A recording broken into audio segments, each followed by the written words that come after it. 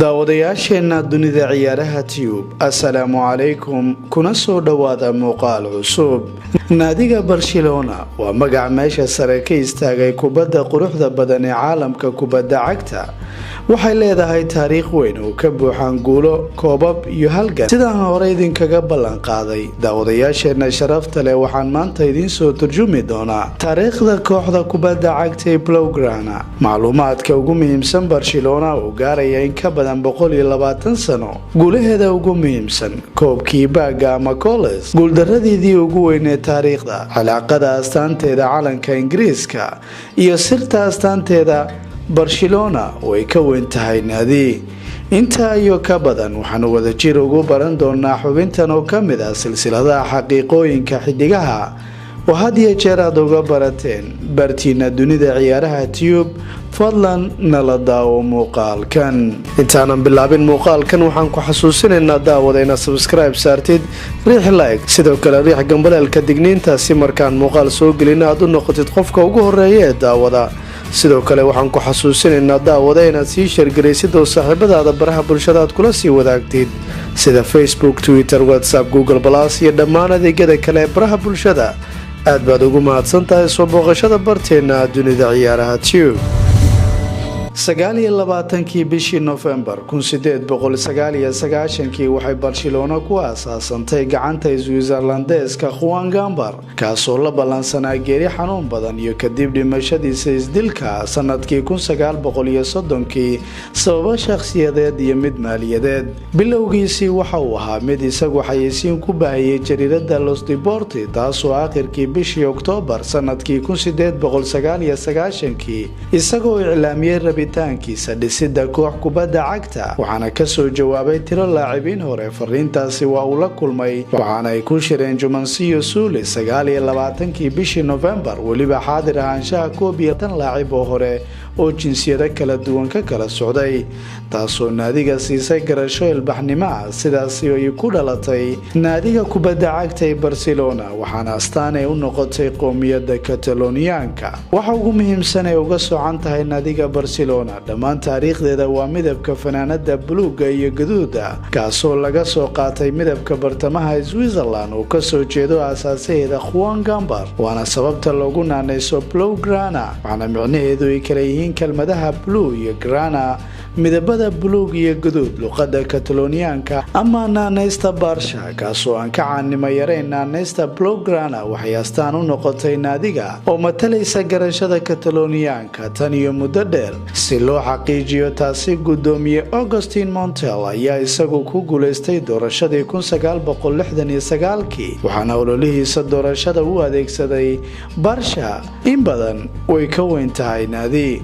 kadib aasaasidii naadiga Barcelona waxay qaadatay astaanta magaalada, ka anshaha astaanta koowaad ee naadiga lagu daray taajka boqorka Spain oo uu ka sareeyo shimbir madow. sanadkii 1910 waxaa tartan loo qabtay xubnaha naadiga kala doorashada astaan cusub, kaasoo ku guuleystay arday wax ka barta kulliyadda caafimaadka kaasoo lagu magacaabo Carlos Camamala. wuxuu ahaa laacib weyn oo kooxda si loo bedelo astaanta u noqotay sida aad maanta u garanaysaan, laakiin waqtigaasi kadib waxaa ku yimid isbedelo dhowr 10 munaasabadood si looga dhigo mid in badan horumarsan. aakhirkii waxaa sanadkii tagay laga bedelay qaar ka mid ah waxyaabihii ay ku caanahayd, waxaana laga saaray qadadkii madooba ee gudaha. qaabka waxay koobaysaa dhowr waxyaabood oo mucayana. midabka Burtuqaalka furan waxaa loola jeedaa bilan Talyaani oo lagu magacaabo Scudo ama calaamada istilaabka, waa astaanta San Jorge oo dadka deegaanku ay ku cabiraan badbaadiye iyo kan u shafeecaya, sida xaalkoodu uu yahay in badan oo ka mid ah magaalada Genoa iyo gudaha dalka Ingiriiska.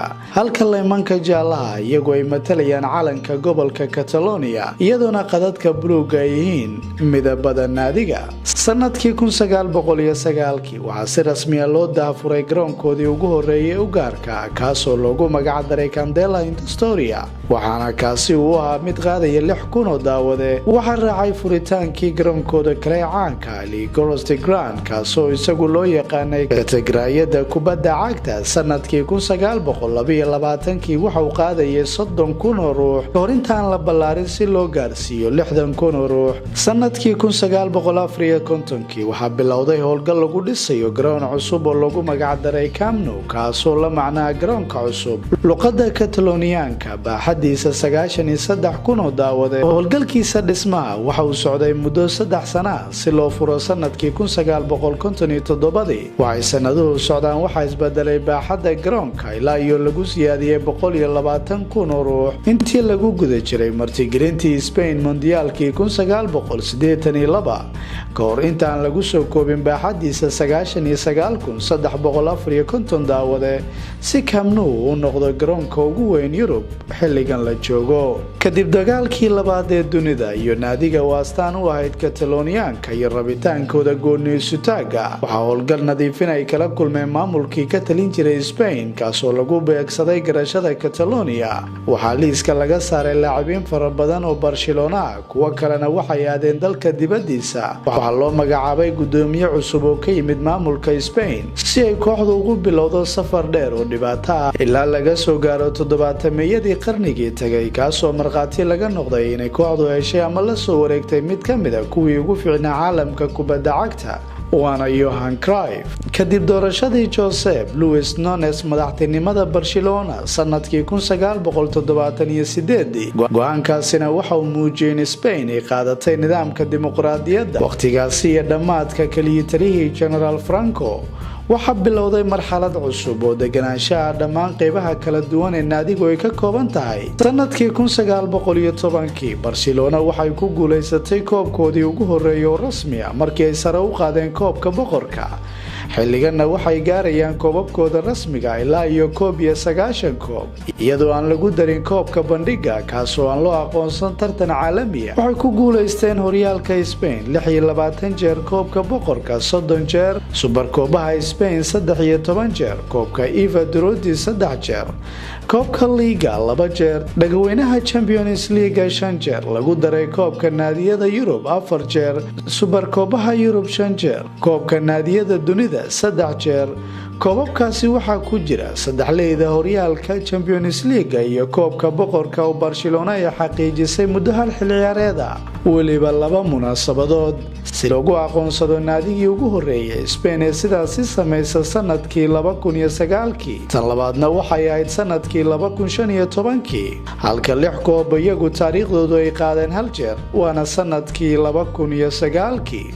cagsigeeda inta badan naadiyada kale ee dunida, Barcelona waxay u shaqeysaa sida ay ad register garaysan, manaha shirkad xadidan oo micnaheedu yahay qofna suuragal uma aha inuu iibsado qayb ka mid ah Barcelona. naadigu waxay fursad kuu siinaysaa oo kuu soo bandhigaysaa inaad ka mid noqon kartid xubinnimo xadidan si shuruud iyadoo ay ka dhigatay ee qawaaniinta u gaarka. xubnaha naadigu waxay gaarayaan 180,000 oo xubin, waxaana naadigu ay ku raaxaysanaysaa qaacido ballaaran oo jamaahiirteeda ka mid ah daafaha caalamka, halka ay ka mid tahay kuwa ugu qanisan caalamka iyo kuwa loogu socoshada badan yahay baraha xiriirka bulshada.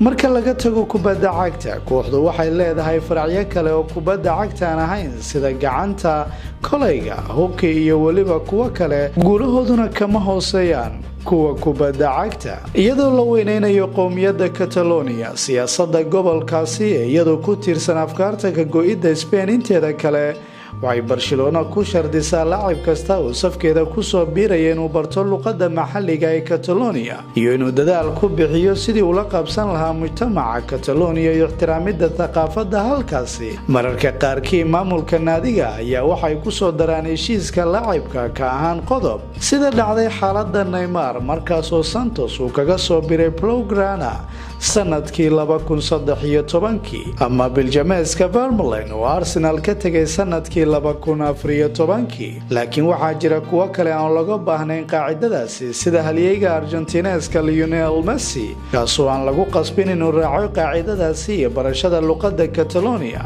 si la mid ah xaaladda jamaahiirta kooxda, iyaguna waxay hore uga dalbadeen xidigo ka tirsan safka Blaugrana sida Xavi, Iniesta iyo Mascherano inay ku hadlaan luqadda Catalonia kulamadooda saxaafadeed.